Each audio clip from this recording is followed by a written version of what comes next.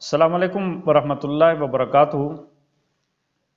جناب استاد محترم، آپ نے یہ کرشماتی نظام تشخیص ایجاد کیا، گویا کہ آپ اس کے بانی اور موجود ہیں، جو کہ قانون مفرد اعضاء حکیم دوست محمد صابر ملتانی رحمۃ اللہ علیہ کے جو 6 نبضیں اور 6 طریقیں اس کے عین مطابق ہے۔ بسم اللہ الرحمن الرحیم۔ قاری صاحب، اس میں یہ بات ہے کہ یہ جو ہمارا کرشماتی نظام تشخیص طب ہے، یہ اللہ تعالیٰ کے فضل و کرم سے قوانین قدرت میں سے قانون ہے۔ نبض سے آگے کا علم ہے۔ نبض جو ہے اس کو موجودہ دور میں دیکھیں، میں یہ نہیں کہتا کہ نبض اللہ معاف کرے غلط ہے، ہمارے بزرگ نبض تک کی تشخیص کرتے رہے ہیں۔ نبض ایک مشکل فن ہے، اس میں کوئی شک نہیں۔ طبیب بہت بڑے نباز گزرے ہیں۔ حضرت صابر ملتانی رحمۃ اللہ علیہ نے ان کو نبض کی تمام اقسام کو 6 نبضوں میں تقسیم کر دیا۔ 6 نبضیں کل امراض۔ آج بھی ان کے شاگرد یا ان کے شاگردوں کے شاگرد آگے کام کر رہے ہیں۔ میں بھی نبض پہ پہلے کام کرتا تھا۔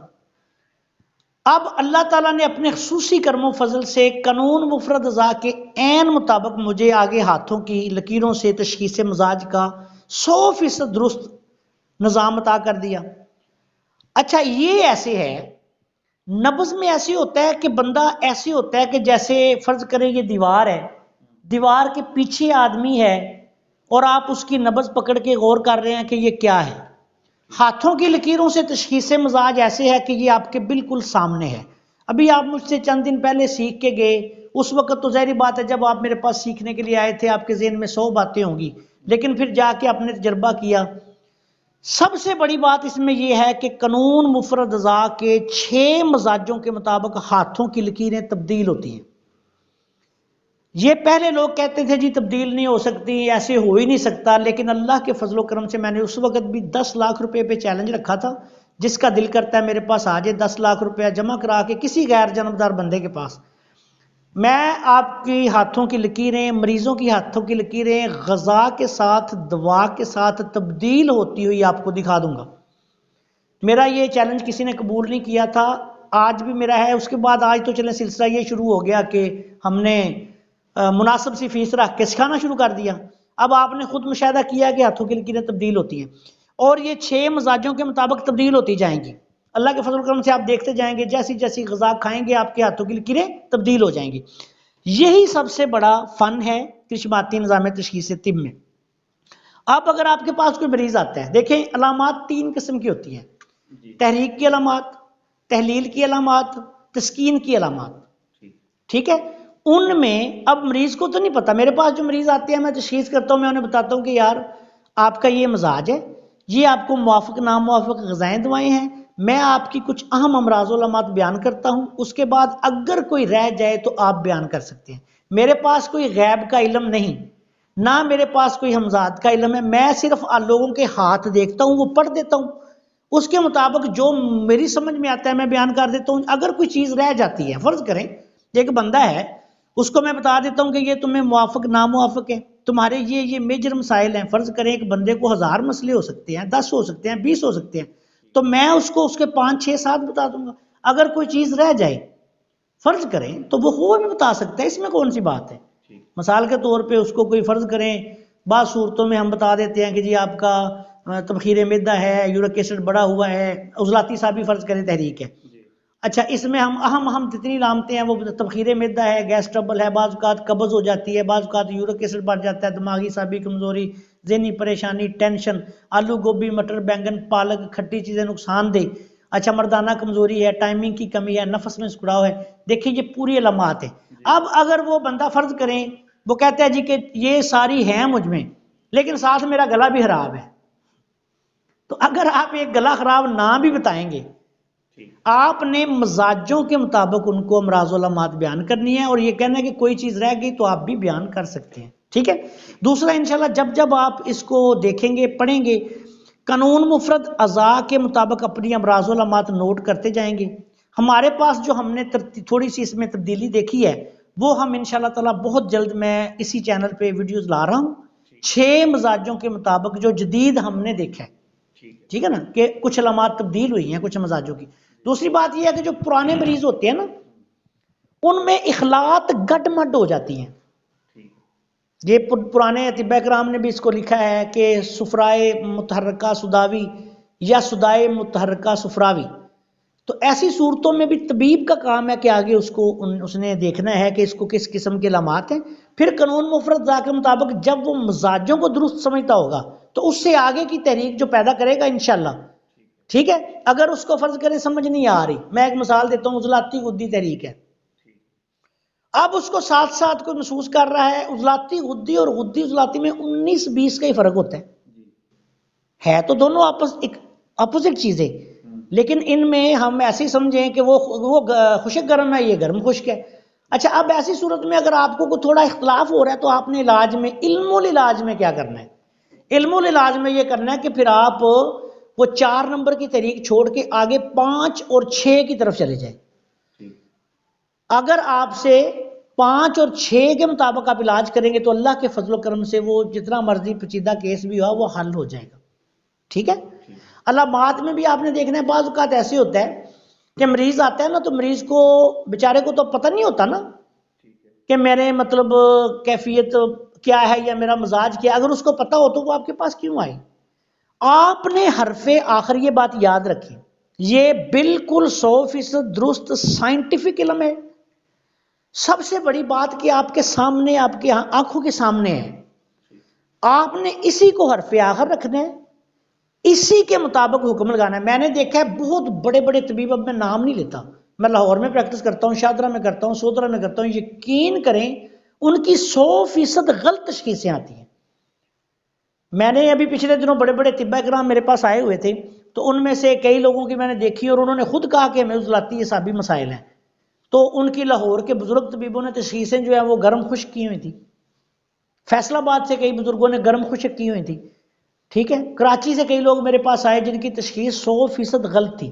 تو آپ نے ان پر ٹرسٹ نہیں کرنا۔ اس کی واضح بات ایک آپ کو دلیل بھی میں آپ کو دے دیتا ہوں کہ موجودہ دور کھادوں کا دور ہے، زہریلی ادویات کا دور ہے، ایلوپیتھک سٹیرائڈز کا دور ہے، اور ہر چیز جو آپ کھاتے ہیں اس پہ زہر پاشی ہوتی ہے، ٹھیک ہے۔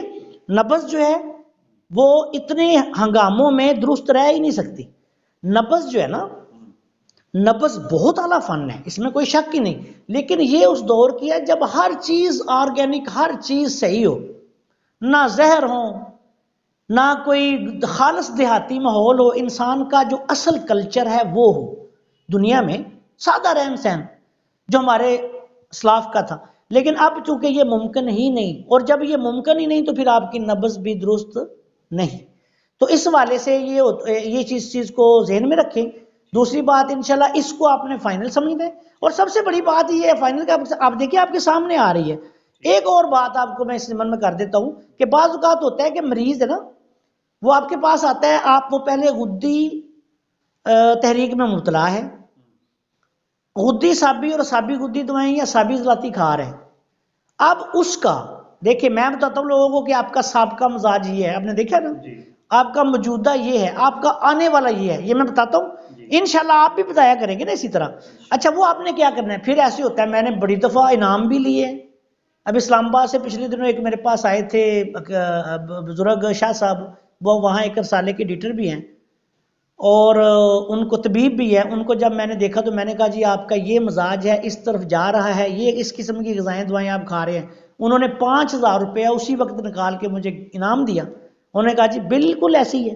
تو یہ کیسے پتہ چلتا ہے؟ یہ آپ نے لکیروں سے دیکھنا ہے۔ اگر آپ کو فرض کرے پتہ چل رہا ہے کہ دیکھیں، آپ دیکھتے ہیں کہ غدی اعصابی یہ بندے کا اس وقت مزاج ہے، یا آگے اعصابی غدی کی طرف جا رہا ہے، تو سابقہ آپ کو یہ بھی تو پتہ چل رہا ہے کہ یہ غدی عضلاتی سے آ رہا ہے، ٹھیک ہے۔ آپ اس میں پھر آپ نے دیکھ لینا ہے، اگر وہ سٹرانگ لکیر آپ دیکھیں کہ سٹرانگ ترین ہے غدی، اس کے بعد آگے وہ تھوڑی سی ہو رہی ہے اعصابی کی طرف اور غدی اعصابی، اس کا مطلب یہ ہے کہ پرانا مزاج اس کا وہ تھا غذا یا دوا کے استعمال سے، ایلوپیتھک، ہومیوپیتھک طب کوئی بھی، اب وہ وقتی طور پہ غدی اعصابی یا اعصابی غدی ہو رہا ہے۔ اب آپ نے اس کے علاج میں کیا کرنا ہے؟ اسی غدی کو سمجھ کے اصابی کی طرف اس کو لے کے جانا ہے. بات آپ کو سمجھ آ گئی؟ یہ نہیں کرنا کہ ادھر اس کو اصابی سمجھ کے تو پھر آگے آپ نے عضلاتی پہ لے کے جانا ہے. وہ آپ کو نظر آ جائے گا ہاتھ صاحب. آپ میں نے سمجھایا, آپ دیکھیں, آپ کو سمجھ آ جاتی ہے ایسے. یہ دیکھیں کہ یہ عضلاتی لکیریں ہیں, یہ اصابی ہیں, یہ غدی ہیں, اور اللہ کے فضل و کرم سے جیسے جیسے آپ دیکھتے جائیں گے آپ کو ساری سمجھ آتی جائے گی. 3 مزاج ہر بندے کے ہاتھ پہ ایک وقت میں ہوتے ہیں. موجودہ مزاج, سابقہ مزاج, جس طرف مزاج جا رہا ہے.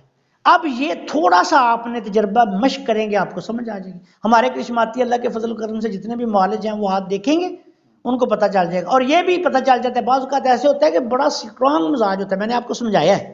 اس میں اگر آئے تو آپ سٹرانگ مزاج ہے. مجھے یاد ہے اچھی طرح کہ جب آپ سب سے پہلے میرے پاس آئے تھے تو میں نے آپ کا ہاتھ دیکھ کے آپ کو بولا تھا کہ آپ کا عضلاتی مزاج ہے اور بڑا قوی ہے اور یہ بہت عرصے سے ہے اور بہت عرصے تک رہے گا. یاد ہے آپ کو؟ اور آج تک ہے کہ نہیں وہ؟ ہاں, اور ابھی بھی وہ رہے گا, یہ بھی آپ کو بتا رہا ہوں. وہ ابھی بھی آپ کا ہاتھ میں نے دیکھا ہے, آپ نے خود بھی دیکھا ہے, بڑا سٹرانگ عضلاتی مزاج ہے اور بڑا قدیم ہے. تو یہ وقت لگے گا کچھ عرصہ, اگر بڑے آپ دھیان سے توجہ سے خوراک کھائیں گے, غذائیں کھائیں گے تو انشاءاللہ تعالیٰ وہ بدل جائے گا. لیکن جیسے ہی بدلے گا آپ کے سامنے ایسے نظر آئے گا جیسے میں آپ کو دیکھ رہا ہوں. یہی کرشماتی نظام تشخیص طب ہے. اسی وجہ سے لوگ اس کو کہتے تھے کہ یار پتہ نہیں کیا, ہمیں سمجھ نہیں آ رہی. اور بات بھی ایسی ہے کہ اوسط جو ہے نا عقل, عام بندے جن کو جتنی اوسط عقل ہوتی ہے, اگر اس سے اوپر کی بات ان کو کی جائے نا تو وہ سمجھ نہیں پاتے. ایسی بات ہے نا. تو اسی لیے ہمیں اسلام میں بھی کہا گیا ہے کہ کچھ ایسے مسائل ہیں وہاں پہ جا کے نا تو آپ ضرورت سے زیادہ نہ سوچیں. ٹھیک ہے, تو یہی ہمارے کرشماتی نظام تشخیص طب کہ آپ کے سامنے ہے, آپ نے اسی کو معیار رکھنے, اسی کے مطابق علاج معالجہ کرنے. پھر آپ نے نبض کی طرف نہیں دیکھنا. اب دیکھیں میں اللہ کے فضل و کرم سے کئی سال سے نبض دیکھ ہی نہیں رہا. دیکھا آپ نے کبھی مجھے؟ میں سوری ہاتھ دیکھتا ہوں اسی وقت مجھے پتہ چل جاتا ہے اللہ کے فضل سے. آپ بھی ایسے ہی کریں, اسی کو حرف آخر سمجھنا ہے. اگر ابتدائی طور پہ کوئی بندہ فرض کریں, اس کے ساتھ ساتھ آپ سمجھتے ہیں کہ آپ کو کوئی فرض کرے, ابھی وقت لگے گا نا تھوڑا سا تجربہ ہونے میں, تو اگر آپ کو کوئی غذاؤں میں یا دواؤں میں یا ابھی ایسا پتہ نہ چل سکے کہ بھی آپ کون سی غذائیں یا دوائی اس وقت کھا رہا ہے, تو وہ آپ نے یہ دیکھنا ہے کہ مزاج کی روانی کس طرف ہے. مثلا غدی عضلاتی, غدی عضلاتی سے آگے آپ دیکھیں گے کہ غدی, میں نے آپ کو کلیت قاعدہ بھی بتا دیا کہ غدی عضلاتی سے غدی صابی کب ہوگا, غدی صابی سے صابی غدی کب ہوگا. تو آپ یہ دیکھیں, آپ کو پتہ چل جائے گا یہ بندہ یہ غذا کھا رہا ہے یا نہیں کھا رہا. اگر مریض پرہیز نہ کر رہا ہو تو ہمارے پاس آئے تو ہمیں یہ بھی پتہ چل جاتا ہے, کیونکہ مزاج پھر ہلے گا ہی نہیں. بد پرہیزی کر رہا ہو پھر بھی ہوگا. ابھی پچھلے دنوں نے ایک یونان سے بھائی آئے تھے میرے پاس, تو میں نے ان کو دیکھا, ہاتھ دکھائے, تو میں نے انہیں کہا کہ مزاج تو آپ کا ادھر سے ٹس سے مس نہیں ہوا. پہلے بھی آئے تھے وہ, یونان آئے, تھوڑے دن دوائی کھائی, پھر یونان چلے گئے, پھر واپس آئے ابھی. تو مجھے کہنے لگے کہ بالکل ٹھیک ہے, میں مکمل طور پہ بد پرہیزی کر کے آیا ہوں, میرا مزاج ٹس سے مس نہیں ہوا ہوگا. وہ ہمارے چینل کے سبسکرائبر ہیں, ہو سکتا ہے دیکھ بھی رہے ہوں. تو یہ ہے کہ اس کو آپ نے دیکھنا ہے اور اسی کو حرف آخر انشاءاللہ سمجھنا ہے. باقی آپ جیسے جیسے ہمارے کرشماتی معالج جو بھی ہمارے پاس آ کے سیکھ رہا ہے, اس کو تھوڑا سا گھر میں جا کے اپنے مریضوں کو جا کے 60 70 80 100 200 مریض دیکھے گا, انشاءاللہ تعالیٰ اس کے سارے وہ سمجھ میں آ جائے گی بات.